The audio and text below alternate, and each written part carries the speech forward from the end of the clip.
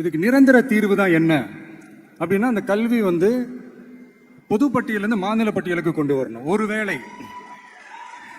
ஒருவேளை அதில் ஏதாவது சிக்கல்கள் இருக்கு அப்படின்னா, ஒரு இடைக்கால தீர்வா இந்த இந்திய அரசியலமைப்பு சட்டத்தை திருத்தி ஒரு ஸ்பெஷல் கன்கரண்ட் லிஸ்ட், சிறப்பு பொது பட்டியல் அப்படின்னு ஒன்று உருவாக்கி அதுல கல்வி மற்றும் சுகாதாரத்தை அதுல சேர்க்கணும்.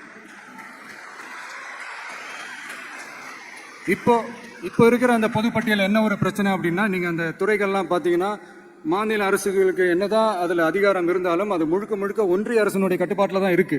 அதனால மாநில அரசுகளுக்கு வந்து அந்த முழு சுதந்திரத்தை அது தரப்பட வேண்டும் அப்படின்றதான் இங்க என்னுடைய தாழ்மையான ஒரு வேண்டுகோள்.